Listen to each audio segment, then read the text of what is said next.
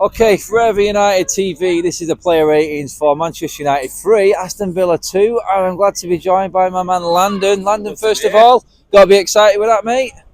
Excited second half, yeah. More like a heart attack, but yeah, no, it was... A breath of fresh air, we would say, mate, from what we have been watching. We scored 3 goals. Yeah, that's a lot, mate. That's everything. It's like actually getting more than one goal in the game that Poland feels right now. Well, we'll get into the play ratings. First of all, obviously our goalkeeper, criticism in the first half for that cross that came in, Andre Onana. I thought he saved us in the second half, though, with that save at 2-1. Yeah. Rating his performance today? First half, I would say he was... A lot of the players were like 3 4s. I've been deadly serious. So that save did save him, to be honest. I'll give him a 6. But in saying that, I don't put him all to blame for that first goal. Defending as well. Defending. You got a centre half who's got to take charge of that. Yeah, honestly, I'm giving Onana a 7 simply for that save in the second half. Because if that goes in, then our heads go down. All the work's undone, and it's 3-1. I think Villa walk away with it from that point, but kept us in it. We'll go. Let us know what you think, guys. You can be the decider in all this. Get your comments in below. Obviously, give me your scores.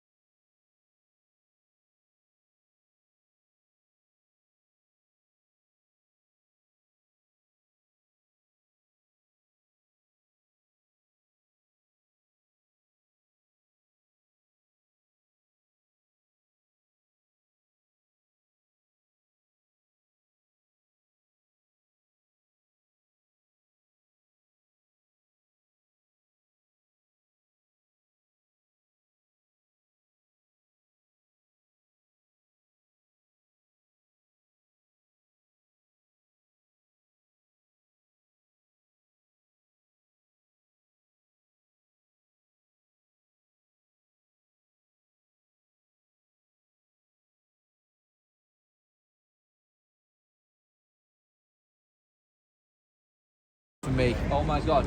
First of all, we'll go into Christian Eriksen. He showed what we've been missing the last month and a half. Someone who can take the pressure off Bruno in trying to create something. A stable foot on the ball. Someone who's composed, who can see a pass. And calm. Oh my God, the calmness that man brings. It was open. Difficult game to say he's back. But for him to last that long, I'm giving Eriksen a 7 out of 10 today. Again, I thought he was very, very good, and I thought he was a difference from having, say, a McTominay there. He's a silent leader, if you know what I mean. He's not shouting.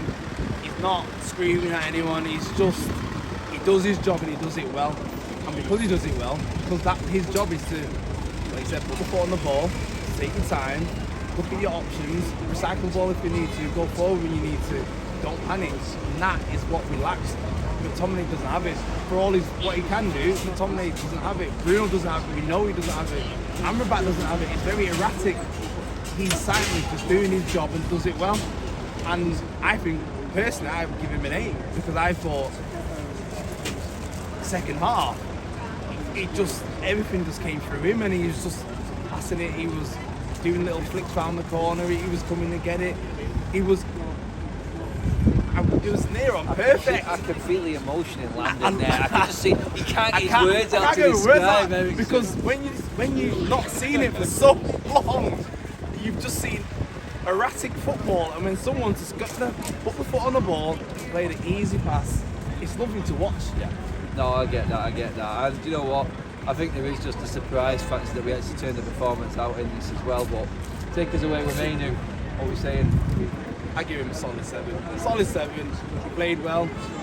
Again, Eriksen being there helped him so much. He didn't have to worry about being a lone 6 because he wasn't left alone for a large parts of that game. So first half probably, second half definitely not. He just, again, you know what you're going to get. You can see the passes. He plays a simple ball, and he was confident. He was cool. He was calm. 7, solid 7 for him. Yeah. No, you know what? Eriksen's performance is helping a lot of other players get their marks as well in this. So I think I would go 6, 7 Mainu. Let me know what you think, guys. Bruno Fernandes, man of the match for me.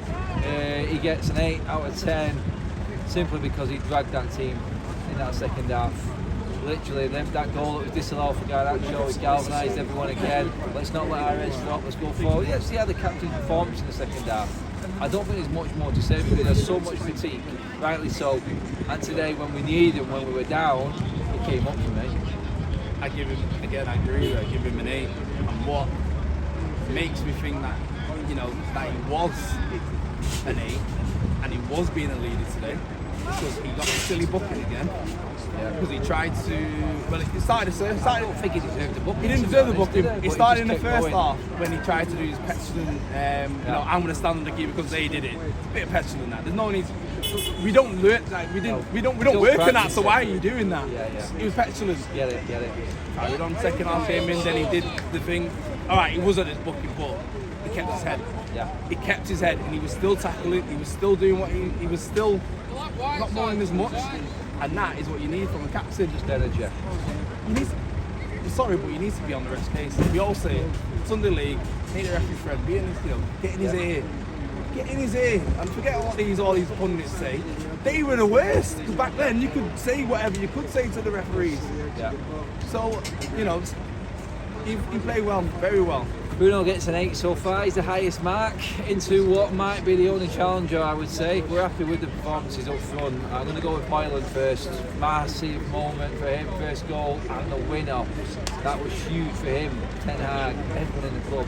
And now they ran the full length for the pitch to celebrate with him landing. Højlund for you today. Blind alleys, worked hard, but got that goal in the end. He got that goal in the end. I used to play striker, so I look at what he's doing, and he didn't know what he was doing in the first half. Oh yeah, I agree. He didn't know what he was doing in the first half. It was hard. He needs to hold the ball up a bit better, personally, I think, and he needs to drop off a bit more as well. Visa vary his game. Yeah. I think he was a 6, personally. I know he got his winner, but there wasn't much he did apart from that. Okay. In the game, that's just. Yeah, no, I can see that. I'll give him a 7 because he got the goal. That's what I'd say. I understand your analysis there of him, and it was a tough night again for him because the front three weren't working together. No. Second half they did though. Marcus Rashford, I feel, deserves a little bit of credit tonight. That's the best I've seen him so far this season. Direct, aggressive, took that tackle off Martinez, still got up, carried on, got his assist. Decision making was good, I thought, and he should have had 2 assists if Garnacho held his line. Yeah. So we can't really criticise him when he's producing that.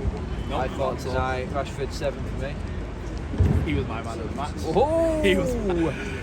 I can be harsher than Rashford. He's been terrible this season, but today He was sprinting. He was winning headers.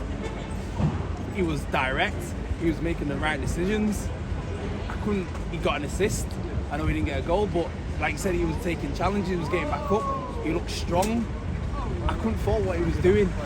And to me, out of all the players who've had so much stick to come from what he's done, he was my man of the match today. I give him an 8. He's my man of the match. 8 for Rashford. Garnacho should have had 4, got 2. Some would say match winner today. 2 goals, the way he played. I'm giving him an 8. He's up there with the rest of them today for me. He just kept going. He has been doing this. And one thing you got to say, a sign of a great player is he's not afraid. He's not afraid to keep doing the things that he's failing at. As long as he knows he sticks to his principles. That's what I like about him. And I think he is up there now with one of our leading goal scorers for the season. So massive night for him. I feel like he just epitomises everything that's going to be needed for Ten Hag to stay in his job.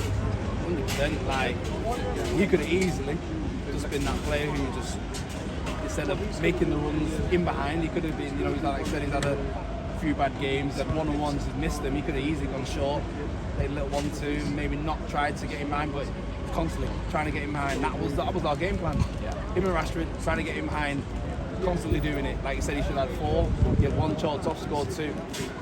Like, 8. He worked his socks off. He did.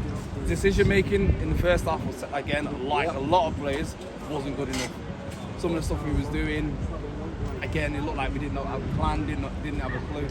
Like you said, the front three weren't working together. There's no cohesion there whatsoever. But second half, carried on with the game plan. It worked out for him.